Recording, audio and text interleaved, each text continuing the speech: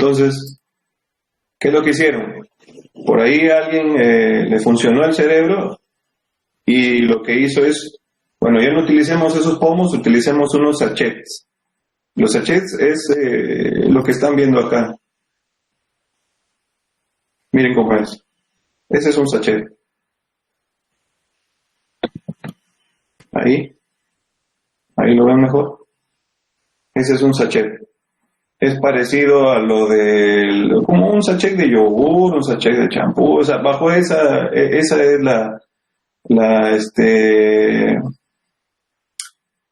¿cuál es el criterio? Que todo el semen que está metido en el sachet está en contacto con toda la superficie del sachet, con todo el contenido. Porque cuando los pomos son colocados en manera horizontal, hay una parte del semen, la parte que está hacia arriba del semen, no está en contacto con la parte de arriba del pomo. Entonces esa parte, la refrigeración no está homogenizada para todo el semen diluido. En cambio, cuando están en un sachet, toda la superficie está en contacto con el semen y por ende es homogénea su refrigeración. En cambio en el otro no, o sea, el otro no es que el pomo esté completamente lleno, no. Si lo colocas de manera horizontal va a quedar un espacio entre las partes de arriba, ¿no? Tanto del semen como la del pomo. Y eso hace que haya una posibilidad de cambios en cuestión de bajas temperaturas y eso afecta la viabilidad seminal. Entonces lo que se busca es que si vas a refrigerar un semen que lo has diluido, que todo esté en contacto con los 2 a 8 grados centígrados que están en la refrigeración y no haya variación entre posiciones y que estés hecho el cojudo dándole vuelta cada hora al pomo, ¿no? En cambio el sachet no te da ese problema, te da la ventaja de que toda la superficie esté en contacto con el semen diluido del berraco. Pues ahí lo que están haciendo es tirándole otra vez una dosis a la marrana con la finalidad de estimularla, ¿no? ¿La tira a dónde? A la ñata. Ahí está donde va a meterse una jalada de semen diluido para que se dé esa estimulación en ella.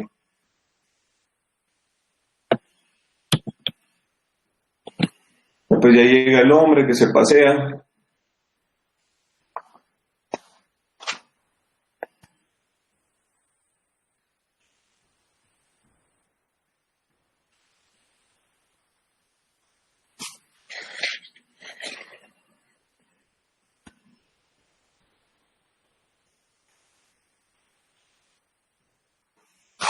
Ahí creo que es igual. A ver qué más muestras. Listo. ¿Tienen alguna pregunta? Algo del semen diluido que he comentado no les ha quedado claro.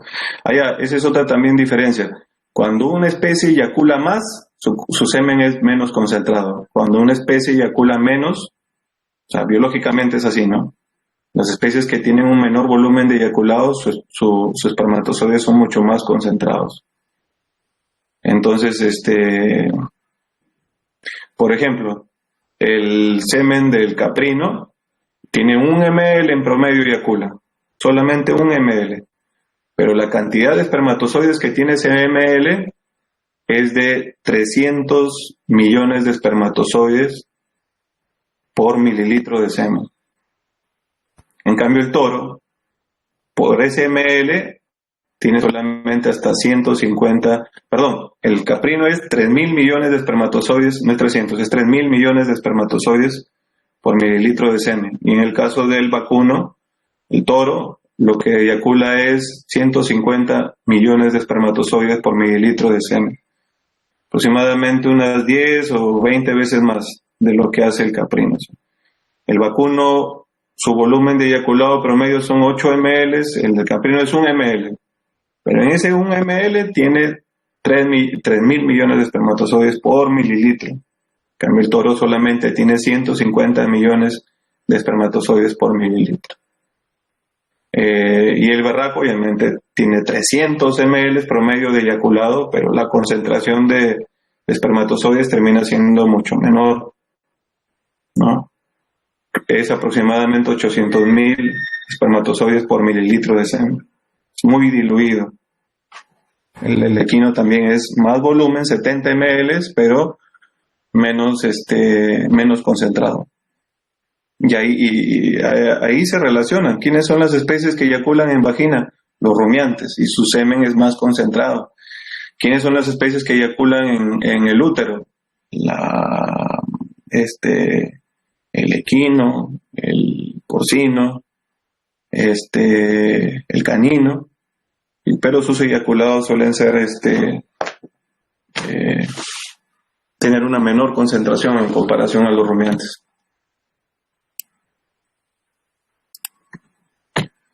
Bueno, ahí hay otro video y lo chequean. Ya para acabar. Paso aquí, espérense. Preguntas que tengan.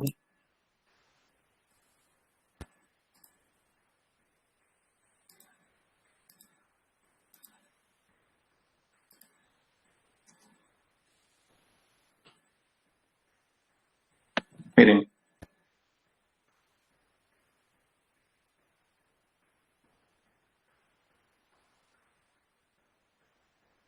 Ya, esto es el momento del parto. Ya. Este es el momento en el que el animal entra para hacer claro, sí, este es el momento del parto, este es el momento en el que se produce el destete y este es el momento en que se produce el celo, se produce el servicio en el cruzamiento. Entonces esto es el parto, esto es el destete y este es el servicio o cruzamiento y se realiza el servicio. ¿Ya? Entonces vamos a empezar aquí, en el momento que se produjo el parto. Se da a los 114 o a 115 días de gestación. Se produjo el parto. 14 a 28 días después se puede dar pueden lactar, ¿no? En realidad en Perú o en América es 21 mínimo hasta 28 días que puede durar la lactancia. Es lo que habíamos visto la vez pasada. Esto debe ser una lactancia hiper precoz, ¿no? Porque muy precoz era 21 días y lo máximo era hasta 28 días, una lactancia. Ya habíamos visto que 4 o 7 días después, aquí colocan, tras realizar el destete, ¿no? En este momento, todo este tiempo dura la lactancia. Todo este tiempo. Todo esto dura la lactancia. 21, 24 o 28 días puede durar. Todo eso dura la lactancia. En ese momento se realiza el destete. Tras realizar el destete, las crías ya saben que van a recría al corral y las marranas que estaban en la zona de maternidad, porque ya la lactación la hacen en el corral de maternidad, pasan al corral de gestación. Las madres y al recría los lechones. 3 a 4 días después de haber sido destetadas deben de haber celo. Entonces, este es el tiempo en que permanecen reactivando sus ovarios, todo este tiempo. Ya están en el corral de gestación, siendo estimuladas por un macho o por feromonas con spray o con dosis seminales de machos con la finalidad de que haya expresión del celo en los próximos 3 a 8 días o 4 a 7 días, como les había dicho. Ya saben ustedes que el destete se realiza aquí. Por lo general es el día jueves que se realiza el destete. Pasa este tiempo y entran en celo. Tras entrar en celo ya saben pues que tienen que ser servidas. Se da el servicio, se da el cruzamiento con un macho, ya sea por monta o inseminación, y pues hacia el final del estro se da la ovulación. Si es fertilizado, comienza una gestación. Comienza la gestación. Entonces el día 0 se considera el momento del servicio. O sea, el día 0 para la gestación. Se asume que cuando anotas la fecha de servicio es que ahí arranca la gestación, ¿no? Siempre y cuando quede preñada. Si se dio la fertilización, como estamos asumiendo aquí, ese embrión, como mórula, está entrando al útero aproximadamente a los 2 a 3 días de haber sido fertilizado. O sea, la migración desde el oviducto hacia el cuerno uterino correspondiente se da a los 2 a 3 días. Una vez que entran, los embriones entran al cuerno, lo que hacen, aquí le llaman un space out. Esto es que ellos se alejan, cada uno agarra su espacio. Dentro de los cuernos se empiezan a esparcirse. Y esa migración de los embriones y el alejamiento de ellos en el cuerno lo hacen alrededor del día 7 o 10 de la gestación. Luego, en el día 11 de la gestación, cuando la mórula empieza, el blastocisto se empieza a convertir, se empieza a elongar. Entonces, de ser circular, el embrión empieza a hacerse alargado para tener mayor superficie de contacto, ¿no?, con el endometrio. Entonces, esa elongación se da el día 11. Ahora, también es importante, el día 12 y 14, o hasta el día 20, inclusive en algunos casos, pero por general es el día 12, se da el reconocimiento materno de la preñez. Esto es muy importante porque este reconocimiento materno de la preñez correspondiente a la gestación debe darse antes de la secreción de prostaglandina. Porque este reconocimiento materno de la preñez es una señal que la realiza el embrión hacia las madres, o los embriones hacia las madres. En este caso, con la finalidad de decirle, ¿sabes qué? No liberes prostaglandina, tiene que ser antes de la liberación de prostaglandina. Por eso lo hace el día 12 y 14 o hasta el día 20, ¿no? Pero esto por lo general es, el diestro va a acabar en la marrana el día 15, 16. Por eso el reconocimiento materno de la preñez debe darse el día 12 a 14. Entonces, el embrión secreta estrógenos que ayudan a ese reconocimiento materno de la preñez. Lo que hace es que la prostaglandina no tenga acceso pues al cuerpo lúteo, pero tiene que obviamente ser antes de la liberación de prostaglandina el reconocimiento materno de la preñez.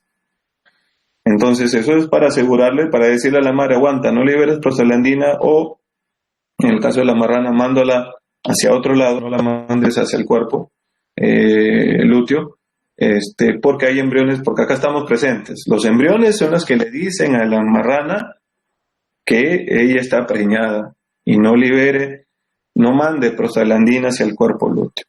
¿Ya?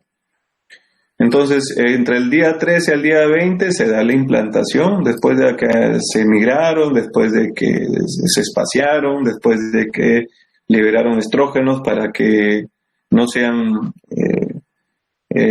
puestos en peligro por una posible liberación de prostaglandina, no. Se da ya la implantación, entre el día 13 al 20, ahí también la formación de la placenta, ¿no? Y luego otro detalle aquí es que hasta el día 35 se da la transición de un embrión al feto. El día 35. Es decir, que en el caso de del porcino, hasta el día 35 de la gestación se le conoce como embrión. A partir del día 35 en adelante es un feto. Es decir, la organogénesis, que es la última parte de la vida embrionaria, se cumple en el día 35. La vaca lo hace a partir del día, se convierte en feto o acaba su ontogénesis u organogénesis, también se llama, lo hace en el día 42. La oveja y la cabra también lo hacen en el día 40. Pero la marrana lo hace en el día 35. A partir de aquí ya llámalo feto. No es un embrión. Y este otro detalle de acá te dice, la calcificación de los cartílagos fetales se da en el día 45. Es otro buen detalle. ¿Qué te quiere dar a entender? Que si a partir del día 45 en adelante alguno de los fetos muere, pues no se van a reabsorber porque ya se osificaron sus cartílagos. Ya está formado.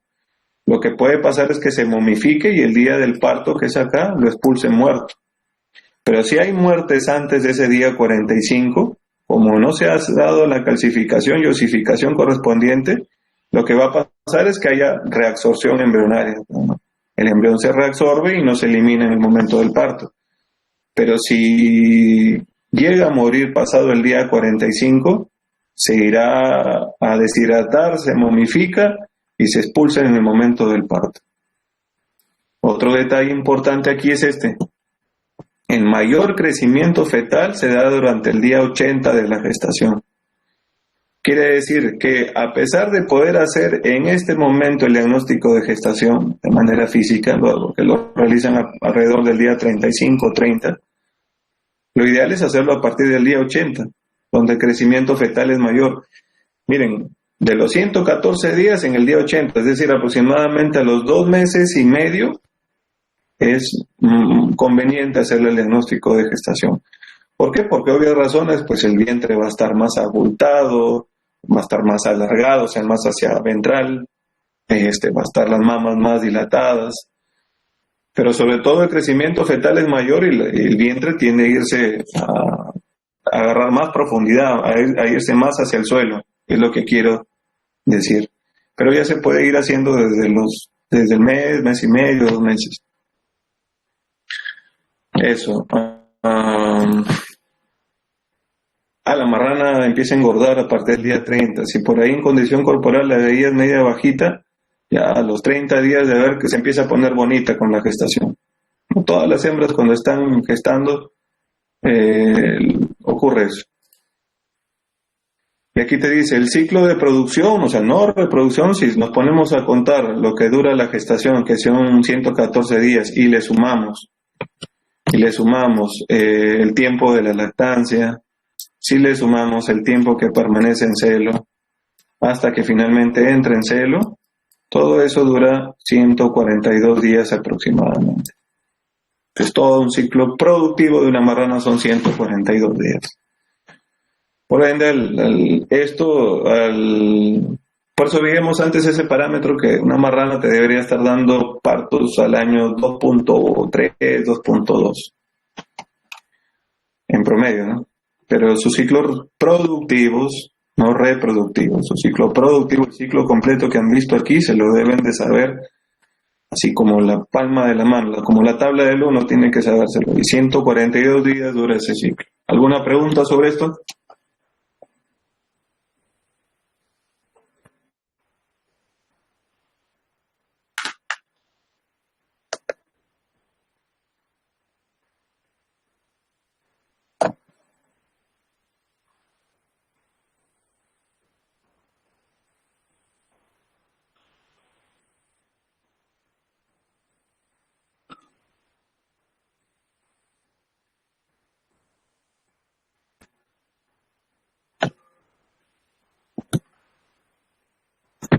Y ese es el detalle que les estaba dando, dice, las concentraciones de progesterona en la fase lútea son considerablemente más altas que en el ganado en los rumiantes, vacuno, ovino y caprino. En el de la marrana es de 20 hasta 50 nanogramos por mililitro ya no era decilitro, mililitro. 20 a 50 nanogramos por mililitros por la cantidad de folículos que llegan a convertirse en cuerpos lúteos. Pues ya se sabe desde 1969. Otro dato que les da es que la diferencia de los valores de progesterona entre los animales preñados y no preñados se da en este momento, desde el día 19 hasta el día 24. Miren, la progesterona aquí es, sube mejor, es esto que ven aquí, lo negro. Esa es la progesterona. Entonces, ¿qué te da a entender? Que la progesterona puede ser medida en leche, puede ser medida en sangre, puede ser medida en orina, pero principalmente es en sangre, ¿no? Donde se hace la medición. Pero te dice que los animales, miren esa lógica, entre el día 19 a 24 tienes que estar alerta. O sea, es una manera como se puede determinar preñez. Hay unos test, hay unas pruebas que miden progesterona. Si quieres saber quién está preñado, quién está vacío, pues lo que te va a hacer es medir esto. Los 20 a 50 nanogramos por mililitro de sangre. Recuerden que